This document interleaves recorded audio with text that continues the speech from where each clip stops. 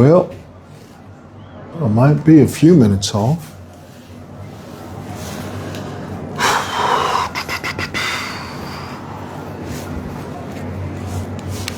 Everybody,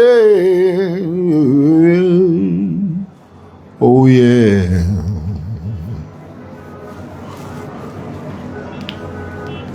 Right, let's get into it. Let's get this show on the proverb. Is that Stacy B? I see you, Stace. Now, I don't think that green tie goes with this. Although, I must tell you, in fashion, the idea is to not always be too matchy. Do you know that? I mean, look, I'm not Yves Saint Laurent or Jean-Paul Gaultier or Isaac Mizrahi. Do you guys know who Isaac Mizrahi is? He was very famous in the 90s. I'm not even sure if Isaac Mizrahi is still alive. Do you guys know about this? Guys, I need a haircut. I know, I can tell it. I can always, when your comb is not combing, like effortlessly combing, you need a haircut, which is where I am now. I'm at that place where I need a haircut. I do. Guys, let's get into it. I'll have a glass of water, or as my mother would say, wara. It's a beautiful Monday afternoon. I'm over here at Simonson Building, plot number 85 on Simon Mwewa Lane. Like you, well, like some of you. I don't want to give off the vibe that, I'm trying to come across like the world revolves around me and my issues. There's some of you, and I really appreciate you, honestly, from the bottom of my heart. I appreciate that you're following this political race very closely, as I think people should, because Harrison Ford was famously asked, are you interested in politics? And Harrison Ford very aptly responded and says, look, all of us are interested in politics because it affects everything that we do.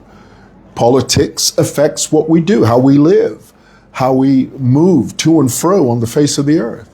So far be it from anyone to sort of suggest that they are never touched by the feelings of the political infirmary. I don't even know what that means. That just popped into my head. Yeah, so I'm following this closely, and as we say in Zambia, there is no leakage because I know just as much as you know. Whatever it is you know is exactly what I know. Every single person that has not been announced yet is living in political purgatory. Woo! Boy, tell you what, somebody give me a pulpit before I throw down. This is me trying to deal with my nerves. Okay, can we be clear? All right.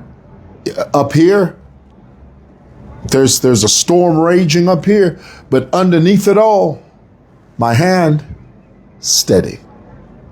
Steady, boy. Okay. Guys, let's get into it. What are we talking about? I have it written down here. Right. We're talking about the adoption process, which literally has everybody sitting at the edge of their seat, as it should. Okay. But here's the consolation. By the time the sun goes down today, we're going to know who's who in the zoo. Go ahead and say that in the comments. Say, by the time the sun goes down today, we're going to know who's who in the zoo. Yeah. By the way, have you guys seen that film on Mike Jack? Have you seen, you know who I mean when I say Mike Jack? These kids, they don't even. If I said Mike Jack, half of these guys don't even know who that is. Guys, Mike Jack is Michael Jackson. Have you seen the biopic? Have you seen the movie? It's inching towards, the last I checked, It's already gone past the $700 million mark, steaming towards $1 billion. King of Pop come in. There is none higher. I tell you what, if you haven't seen that biopic, do everything within your power to go see it. It'll pull back the curtains. It will. You know, looking back now, I remember, some of you don't remember this. I remember the very first time Oprah Winfrey conducted an interview with Michael Jackson. This was the big Oprah interview. This was back in the 90s. I remember we had to leave church early. It was a Sunday. It was a Sunday night. And, you know, I come from the Pentecostal background. We have church service on Sunday night. Well, at least we did when I was in the States. And after church, we all knew the Michael Jackson interview with Oprah was going to come on. So we, my friends and I, we snuck out early to go catch the interview. And one of the things Michael brought out that sort of revealed the way he grew up was he sort of presented his father like a monster. He said, you know, my dad used to beat me. He used to beat me with a belt. And in America, remember, this is the 90s. When he came out with that revelation, oh my goodness, you would not believe the backlash Joe Jackson. Joe Jackson is Michael Jackson's father. Of course, he's late now. He died. But when Michael came out with this information that when he was a little boy, during a rehearsal, his father would beat him with a belt, America lost it. You talk about a backlash. I mean, we have social media now, but in those days, oh my goodness, people thought that Joe Jackson was the devil. Well, come to find out years later, he wasn't so bad. He was strict because, according to him, in those days in Gary, Indiana, he had to make sure that his boys did not run amok. He had to make sure that his boys were steady, you know, because as you know, being raised as a black man in America is not an easy thing. I mean, they already had 2 strikes against them. They were black and they were male, okay? A black male in America in those days, still to some degree now, was risky. So Joe Jackson had to put his foot down. It's only now in the recent past that Joe Jackson has been celebrated for his stoicness. He was a strong father figure.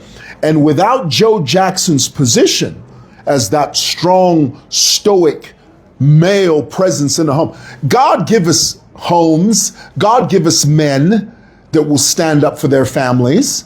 You know, can we do that? God give us men that will look over their children and say, you're not going to run amok. You're not going to run astray. I'm not going to allow you to go out there and make a fool out of yourself. I'm going to do everything within my power as your father to keep you on the down low. God give us fathers like that, not these patty cake baker man daddies that walk around here every time a child coughs. A father says, oh, let's finish that fire. What do you want? Is that too cold for you? Oh, mother, you need to warm it up. It's too cold for him. No, man. Give us strong fathers.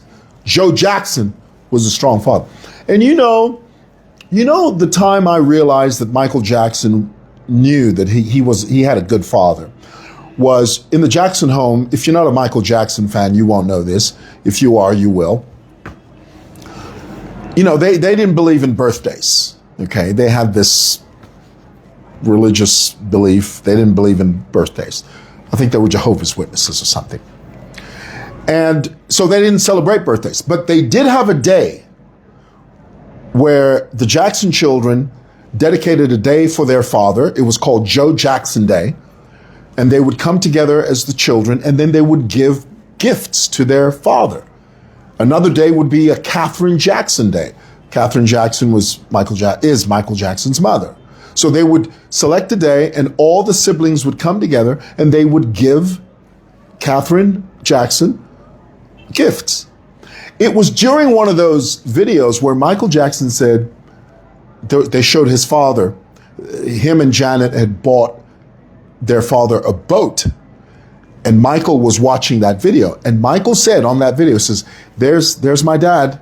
There's the man that taught me everything about show business. And in that moment, you realize, wait a minute, Joe Jackson wasn't so bad. He was just a strict father. That's all it was, a strict father. We need more strict fathers. We do. Right, guys, somebody says, congratulations. What have you heard? Have you heard something? Have you heard? I haven't heard anything. What is the deal? Have you heard something? Tell me. Guys, don't make me lose my mind. Ooh, sorry, I have to do this live because I don't know. I don't know what you're saying.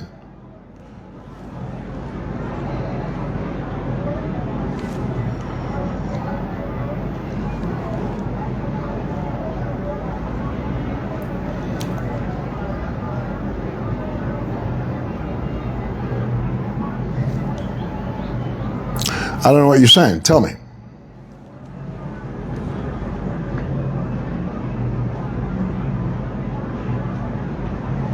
It's the same person saying the same thing. Please don't say that 40,000 times. Who's that? John? John, I'll check it, but just don't say that anymore, please, because you got the same comment 40,000 times. Please don't do that. Audiences don't like that very much. Sorry that I have to check this because, because on Facebook, they could be pulling your leg. And then they want you to say something that you're not supposed to say.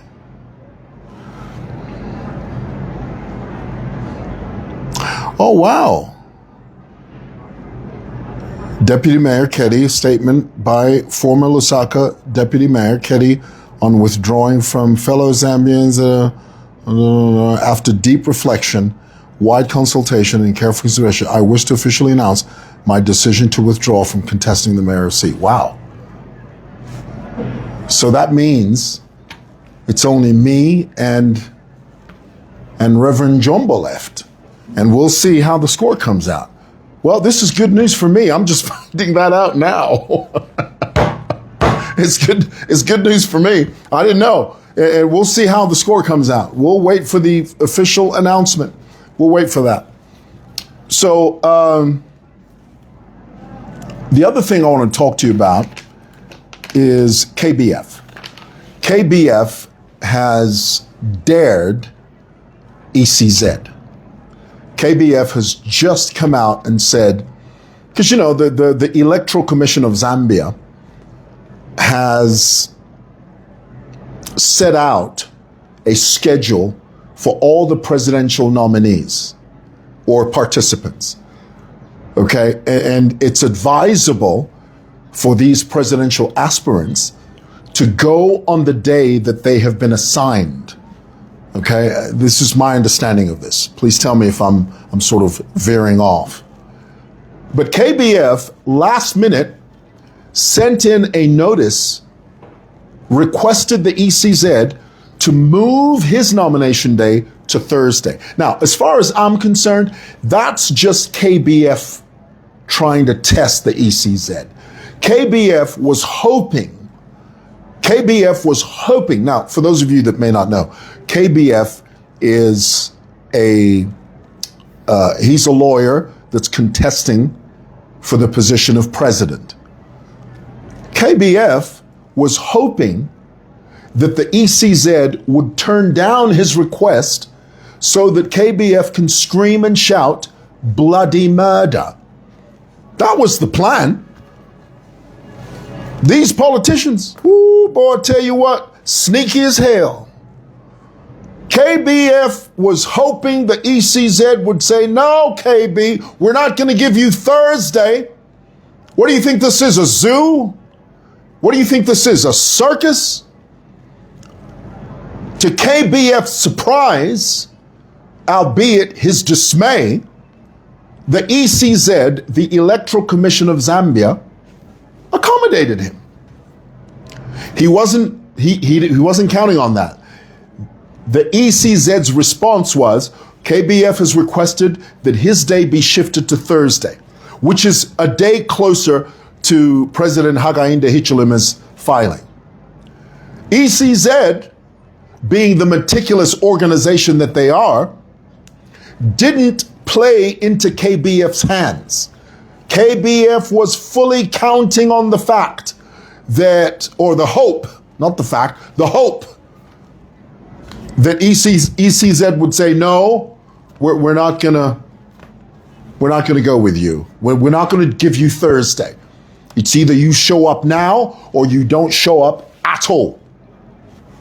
To KBF's surprise, ECZ, Electoral Commission of Zambia, stood up and they said, no, you've made this request.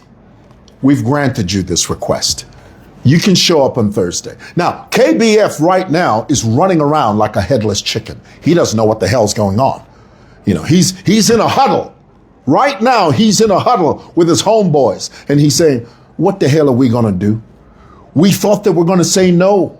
They said yes. Do we even have the finances? We should have to we should have to hey, akwe mchisa file kunpwan. Nga 100p no po idi. But bakane, so that I have a reason to complain and say Mwamona, I'm being disenfranchised. But none of that happened. ECZ said, hey, listen, KB, you want to show up on Thursday? Let's show up Thursday. When Thursday comes, I guarantee you, there's going to be a complication. It's not going to be smooth sailing for KBF. Something's going to come up. Something's going to make KBF either hitabaka kwane or he's going to come up with some harebrained excuse. I will be surprised, honestly. I will be shocked if KBF's nomination and filing goes ahead without a hitch. Now, don't quote me because, you know, this is politics. Anything can happen. It's like football. Anything can happen in soccer, football. Same thing with politics. But I'm banking on the possibility that KBF is going to come up with another harebrained excuse as to why he cannot file. If he does file without a hitch, I will be shocked. Nay, I will be surprised. So let's leave it there, see what happens. Brian Chishimba. You guys know who Brian Chishimba is? This has got to be the funniest thing I've seen on Facebook in years. The other funny thing that I saw this was about 10, 15 years ago. Remember the guy that showed up at the High Court and for some reason he didn't come with his supporters. Do you remember that? The man, the dark, lanky, he was lanky. You know the word lanky? He was skinny. He was a very thin man, very skinny man. He was dark. He had a gap between his teeth, you know. Imichene, we call that in my language, imichene. He wore glasses. And he started talking about, he was being interviewed by reporters. And he was trying to explain why his supporters didn't show up at the High Court. And I'll never forget the line he used. He said, there's nothing special about me for you to be waiting for me here. Tell me in the comments if you remember this. Do you remember that? Do you remember that one? Tell me that. What was the name of that man? For some reason, I think that he died. I think he died. I heard that he died. What was the name of that man? Tell me. Tell me. Akimungosa. Ero mubemba nankwe. No, it's no mubemba. Oh, dude. Yeah, I think that was his name. Akimungosa. Well, that was the last most funny video I have ever seen on the internet. But there's a new one now. This is why I bring this name. Do you know who Brian Chishimba is? Tell me if you know who Brian Chishimba is. Do you know that? There's no such thing as a Brian Chishimba. There's no candidate named Brian Chishimba. Let me explain. Brian Mundubire and Makebi Zulu went to City Market or Intercity, somewhere, I don't know where they went. And they loaded people in like they were loading goats. Quite in bush. And in an election year, our people are very quick to go along with whatever's happening. How do you know this? Because I know my people, especially here in the CBD. Tulayakwi atikuri political candidate. Oh, twala liamo, twala swamo, nishinga. Atikuri ama 50 kwa choko. Hawa ture, ninga basi liwis. Iyo diapo. Ture. So politicians are in the habit of getting people that know nothing about who they are, their vision, what they stand for, what their manifesto is. Politicians love to just get a group, because, in Zambia, especially in the markets, people for hire are a dime a dozen. Did you know this? My people. You just go in the markets and you just say, oh, bane, today I couldn't nyuku, kuriama 50 watch. And this is the thing about our people. You don't even need gobs of money. All you need is $50, because my people are just thinking about today. Because in their minds, they think, oh, if 50 wache, balan pela transport. Tuala and a bus, we'll go with a bus. Tuala and after, but if you know, for tulande, tuala, filande, fifin, yoko queen, yoko tuala, yoko. Eli yoko tulea, balat pelea lunch. Tuala noam, ama drink. Elionga twapuisha bala tuwesha kuno bala tufolesha ma 50 kwacha. At least hii 50 kwacha nala ya kunganda nala ishtako bread na sugar. Sorted. Brian Mundubile and the Makebi Zulu got a bunch of people that didn't even know who they are. When the Millennium TV reporter, and I love that this reporter did this, I love that this reporter walked up to these two people and said, kuna mwaisa mukisa support. Mwaisa mukisa, ni mwa banani ishina, ere mwaisa mukisa support banani. First of all, the lady says, aile na bwela inendino kolewa ile. Dino kolewa. The woman says, I'm drunk. I'm thinking, sister, what does being drunk have to do with it? Na shapo muntu na fuala t-shirt, na fuala regalia. That woman had the full political regalia on her, but she didn't even know who the hell she was talking about. As if that's not enough, the way my mother loves using that phrase. As if that's not enough. The reporter goes to a man and says, so Kunumwaisa, where you've come here, who are you supporting and why are you supporting them? If you are supporting Brian Chishimba. Oh, Nanshapo reporter na Ishiba. At this man has no clue about who he's talking about. Now reporter Antoine, she adds salt to the injury and she says, so what makes you support you in a candidate? Brian Chishimba parisa na vision. Not tomorrow by vision. Nishapo, he doesn't even know the candidate that he's talking about. He has no earthly idea who he's there to support. Not a smidgen, not one jot, not one tittle of iota of knowledge that this man had. He was just along for the ride. God give us Zambians that love this nation. God give us people that when they decide to be part of the political process, they know exactly who they're talking about. They know exactly why they're there. They know exactly why their vote can make a difference. They know exactly what is on the line. They know exactly what is required of them as citizens. They know. But oh no, We got a bunch of jokers running around here. Bafwaefie kachaso na conflict. Do they still have conflict? That's what we used to call it. The people that used to smoke, that's a brand of cigarette. Conchlet. I'm not even sure if they have conchlet or if that's even the correct pronunciation of the word. I just used to hear that word as a kid, conchlet. It's a brand of cigarette. That's all our people are preoccupied with.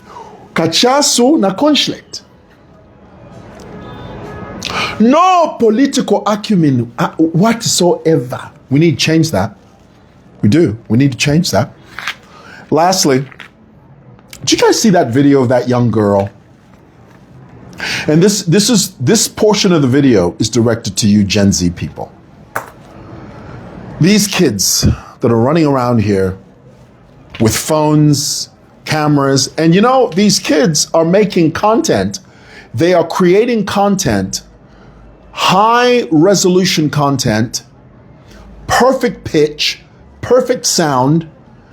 This young guy, I forget his name, tell me in the comments. A young guy walks around recording young girls, asking them, I think he says, what's the craziest thing that you've ever done or something like that. Now I want to pause here for a moment. Girls, you young girls, Mwewa kashana, in this internet age that we live in today, all it takes is one viral video. And any video has the potential to go viral. Never assume that the person that is recording you is some obscure unknown that nobody has ever heard of, and that this video will never see the light of day, and that your parents are not going to find out about it, and your kin and your wife, and nobody's going to know. Honey, the internet is brutal. They're going to know. How would they know? They're going to know. Well, how are they going to know? They're going to know. They're going to know. That's the reason you have to guard yourself. Young people. And this goes back to fathers. Whenever you see a young girl that does that,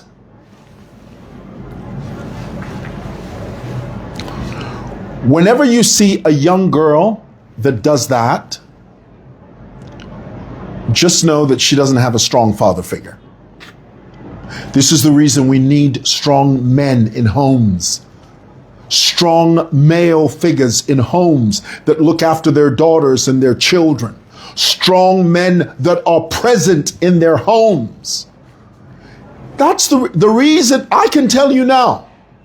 Any young girl that goes on social media and talks like that and says, because, the guy asked the girl, he says, what's your biggest secret?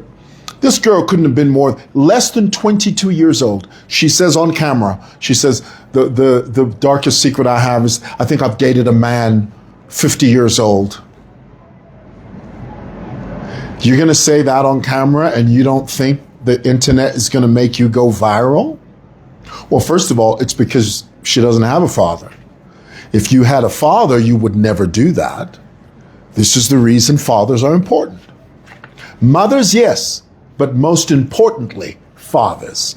I'm not dissing single mothers. If you're a single mother and you're doing everything you can to raise your children, God bless you for that. And we give you kudos. But the circle is complete with a present father. Not just a father, but a present active father. Because it's possible to be a father and not be present, So my word of advice to you guys, you young people, especially now, because now everybody has a camera, everybody has a microphone. Every single person, anyone that stops you and asks you stupid questions like that, what's your biggest secret? Well, there's a reason they call it a secret. It's so that you don't tell the whole world. But if you're going to stand there and because of digital pressure, because some of you kids, you've got this thing, no, I have to entertain the audience. No, you don't. You don't have to tell anybody diddly squat. You can tell it to somebody, tell it to Jesus, tell it to your father, mother, somebody, but you don't have to come on the internet and tell the whole world that you're the oldest person you've ever dated is a 50-year-old man. And you think that the internet in this culture, what do you think this is? New Orleans, Louisiana? Huh? What do you think this is? San Diego, California? What do you think this is? The gay capital of the world? No, man. This is LSK Zambia. And if you, as a young girl, 21, 22 years old, and you start talking nonsense like that, guess what? The internet is not going to forgive you. And then here it is, the girl had to come back. She had to come back and apologize for that statement. Anyway, so be careful. Well, hey guys, I got to go. I'm getting calls. People are calling me. And we'll see how the score comes out. Until I have an adoption certificate in my hand, I can't celebrate anything until I have it in my hand. This is not an adoption certificate. I'm just using this as an example. Until I have that, we'll cross that bridge when we get to it. Thanks for listening, y'all. Love you. Bye.